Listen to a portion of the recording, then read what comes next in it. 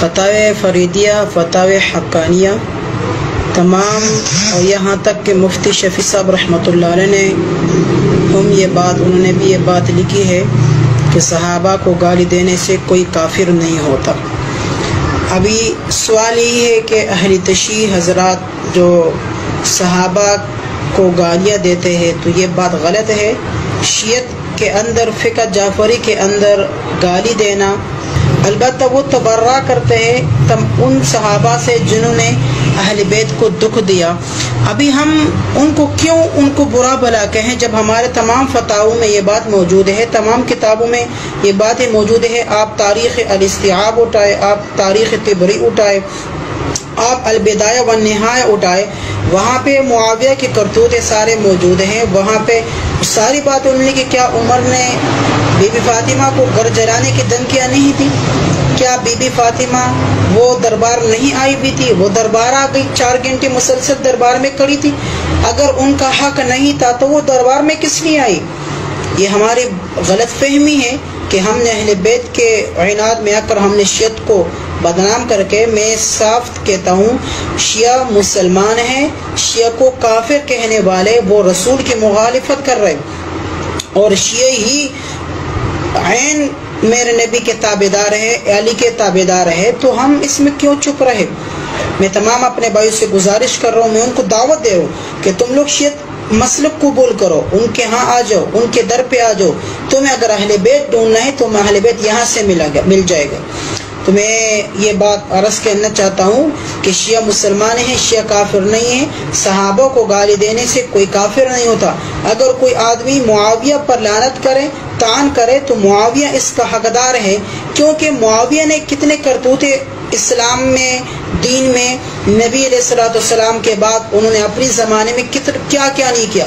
انہوں نے خانہ کعبہ میں گھوڑے دوڑائے، انہوں نے کیا نہیں کیا، انہوں نے حرام چیز کو حلال کر دیا، حلال چیز کو حرام کر دیا۔ یہ ساری چیزیں ان کے ہاں موجود، ہمارے تمام اہل سنت والجماعت دیوبند کے مسالک کی کتابوں سے یہ چیزیں آپ کو مل جائے گی۔ تو اور اس کے علاوہ خلافت و ملوکیت مودودی صاحب رحمۃ اللہ علیہ جو کتاب لکھی، آپ اس کا مطالعہ کریں۔ عمار بن یاسر رضی اللہ تعالیٰ عنہ کے بارے میں آپ علیہ السلام نے فرمایا کہ ایک باغی گروہ کو قتل کرے گا۔ تو ملا علی قاری رحمۃ اللہ علیہ نے شرح فقہ اکبر میں لکھا ہے، اور پھر اس طرح اور محدثین نے یہ بات لکھی ہے کہ یہاں تک کہ ملا علی قاری رحمۃ اللہ فرماتے ہیں کہ جو آپ علیہ السلام نے فرمایا تھا کہ ایک عمار بن یاسر ایک باغی گروہ قتل کرے گا، تو جنگ صفین میں اس دن نبی علیہ السلام کے راس کھل گئی، جس دن معاویہ کے مقابل میں عمار بن یاسر شہید ہو گئے۔ تو کس نے کیا؟ معاویہ نے کیا۔ یہ ساری باتیں آپ کو یہ کتاب اہل سنت جماعت کی کتابوں سے مل جائے گی۔ اور میں آخر میں پھر یہ بات کہتا ہوں، شیعہ ہمارا مسلمان بھائی ہے، اور میں بھی اہل بیت سے محبت کرنے والے ہوں۔ اگر کوئی مجھے شیعہ کہے تو میں شیعہ صحیح، باقی اہل صحابہ کو گالی دینے سے کوئی کافر نہیں ہوتا۔ وہ ہمارے اکابر کو کافر کہیں، اس سے وہ خود تو کافر نہیں ہو جاتے۔ یہ بھی سن لو کہ تک صحابہ کو کافر کہنے سے آدمی کافر نہیں ہوتا، یہ اپنے ہی اکابر کے فتاوا میں پڑھا ہے۔ میری بات آپ نے سن لی، میری سطح بہت بلند ہے، میں نے ان لوگوں کو پڑھا ہے، ایمانداری سے پڑھا، اور ان کے اصل دفتر میں نے کنگالے کہ شیعہ کہاں سے چلے اور ان کے علم کیا۔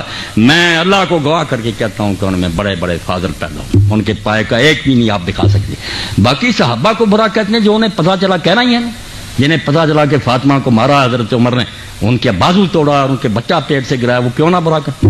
اب یہ صحیح ہے یہ غلط، روتے ہیں آپ، کتابوں میں لکھا، آپ کہیں گے اس کی سند ضعیف ہے، وہ کہتے ہیں ہمیں ایک بار کتابوں میں راویوں نے میرے بھائیوں لکھ لیا سب کچھ، اب شیعہ اس سے جان نہیں چھڑا سکتے۔ وہ کہتے ہیں وہی عمر ہے جس نے حضور کو کاغذ قلم نہیں دیا۔ آپ نے آخر وقت کہا لاؤ میں تحریر لکھ دوں، نکالو، وہ کہتے ہیں اپنی بخاری 6 جگہ لکھا۔ اللہ کے نبی نے آخر وقت کہا لیاؤ سامان، میں ایسی چیز لکھوا دوں میرے بعد گمراہ نہ ہو۔ کس نے اٹھ کر کہا کہ ہم نہیں لکھوائیں گے؟ حضرت عمر نے کہا کہ قرآن کافی ہے، ہمیں نہیں حضور کی تحریر چاہیے۔ کہتے ہیں اس کو کہتے ہیں حضرت اللہ کے رسول کی وصیت نہیں لکھنے دی۔